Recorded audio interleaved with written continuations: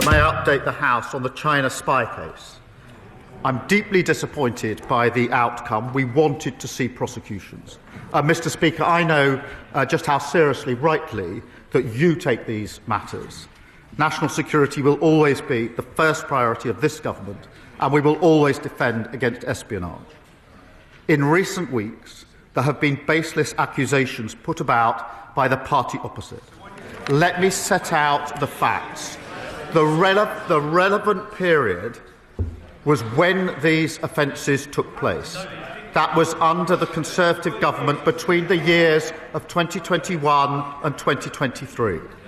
This period was bookended by the integrated review of 2021, the beginning of the period, and the refresh of that review in 2023, setting out their policy.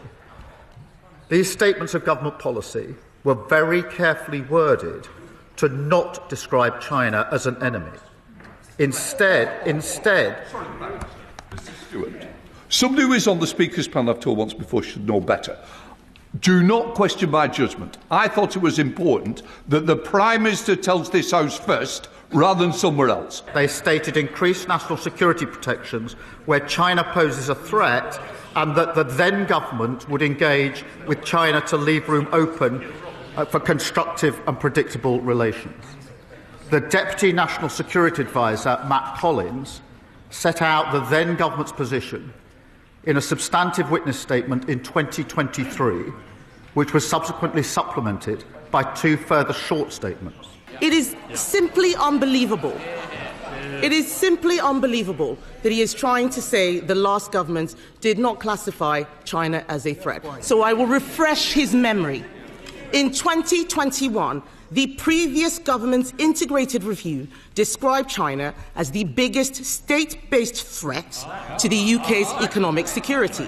In 2024, the Minister for Security said from that dispatch box that China poses a threat. But let's leave aside the government. In 2022, the Director General of MI5 in November classified China as a threat in his remarks. Let me be clear. The then Foreign Secretary, sitting, I think, over here, the Honourable Member for Braintree, 1 month after the arrest, so absolutely the relevant time, gave a speech at Mansion House. It was called Our Position on China, setting out the government's policy. He said in that speech, summing up China as a threat in one word would be, his words, impossible, impractical, and most importantly, unwise. In September 2024, the leader of the opposition said this, I quote, "I have shied away from calling China a threat." She is playing politics with national security. The Prime Minister can read the beginning of a quote. Let me finish that quote. At the end of that quote that he just read out, I did describe China as a threat. But this whataboutery that he is doing neglects the fact that those spies were charged under a Conservative government.